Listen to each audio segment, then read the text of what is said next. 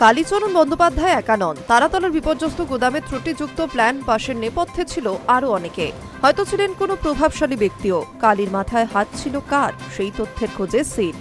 সরকারি আইনজীবীর এই যুক্তিতে তারাতলা কাণ্ডের ধৃত কালীকে পুলিশ হেফাজতের নির্দেশ দিলেন আলিপুর আদালতের বিচারক। আগামী ৪ জুলাই পর্যন্ত শ্রীঘরে থাকতে হবে কালীকে।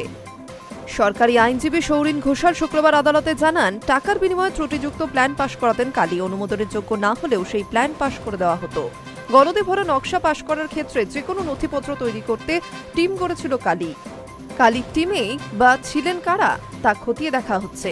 সরকারি আইনজীবীর আরও দাবি, কালীর মাথায় কোনো প্রভাবশালী ব্যক্তির হাত ছিল, সে কারণে তাকে জামিন দিলে তদন্ত প্রভাবিত হতে পারে। তদন্তের স্বার্থে কালী পুলিশ হেফাজতের আর্জি জানান তিনি। পাল্টা কালীর আইনজীবী দাবি করেন, অভিযুক্তকে বাড়ি থেকে গ্রেফতার করা হয়েছিল। কিসের এত জটিলতা, তার বিরুদ্ধে কোনো তথ্য প্রমাণ নেই। সমস্ত তথ্য পুরসভার ওয়েবসাইটে গেলেই পাওয়া যাবে। লুকোনোর কিছুই নেই। তাহলে আরও জিজ্ঞাসাবাদের কিসের প্রয়োজনীয়তা? যদিও দুপক্ষের সওয়াল জবাব শোনার পর আলিপুর আদালতের বিচারক আগামী ৪ জুলাই পর্যন্ত কালীচরণকে পুলিশ হেফাজতের নির্দেশ দিয়েছে।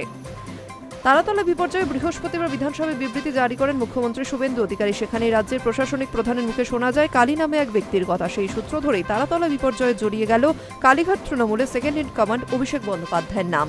মুখ্যমন্ত্রী জানান, ক্যামাক স্ট্রিটের নির্দেশেই পুরসভার নিয়োগ করা হয়েছিল কালীকে। আর কালী জানে না এমন কোনো বিল্ডিং কলকাতাতে নেই।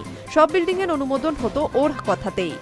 বিধানসভায় দাঁড়িয়ে মুখ্যমন্ত্রী বলেন, কালীকে ধরলেই সব সামনে চলে আসবে। তারপর থেকেই চর্চায় Kali Bandyopadhyay. Hi news network.